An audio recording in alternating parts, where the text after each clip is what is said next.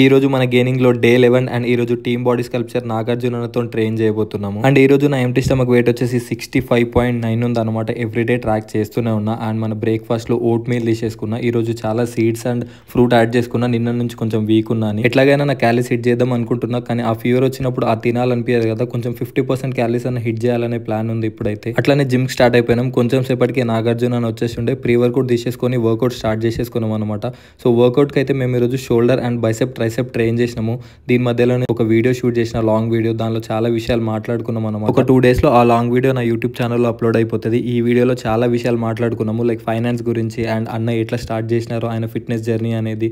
So ఇవన్నీ చాలా విషయాలు మాట్లాడుకున్నాము. వర్కౌట్ అయిపోయిన తర్వాత ఇక్కడనే నా లంచ్ కంప్లీట్ చేసేసుకున్నా. దాని తర్వాత రూమ్కి వచ్చేసి నా చాలా వర్క్స్ పెండింగ్ ఉండే. ఆ వర్క్స్ అన్ని కంప్లీట్ చేసుకోవడం మీద పడితే చాలా లేట్ అయిపోయింది అనమాట. ఈవినింగ్ అయింది. అట్లానే ఒక 5 months నుంచి ఒక బుక్ ఆర్డర్ చేద్దాం అనుకుంటున్నా. అది వచ్చేసింది. ఈ బుక్ లో ఏముంది ఏం కథ అనేది నెక్స్ట్ అప్కమింగ్ వీడియోస్ లో చెప్తా. ఈవినింగ్ కాగానే స్నాక్ లో ఏం తినాలనిపించకపోతే 1 scoop ఆఫ్ వే ప్రోటీన్ తీసేసుకున్నా. దీనిలో 30 grams ఆఫ్ ప్రోటీన్ వస్తుంది. బయోజైమ్ పర్ఫార్మెన్స్ పిఆర్ ప్రోటీన్ అనమాట. ఇది నేను నా ట్రావెల్ ఉన్నప్పుడు చాలా యూజ్ చేస్తాను. ఇదే నా లాస్ట్ మీల్. నా 60% డైటే కంప్లీట్ చేసుకోగలిగిన. అస్సలు తినాలని లేకుండే, కానీ కంప్లీట్ చేసుకోవాలి కొంచెమైనా ఎనర్జీ కోసం అని తినేసి ఉండే అనమాట. ఈ రోజుకైతే ఇంతే. రేపు మళ్ళీ కలుద్దాం.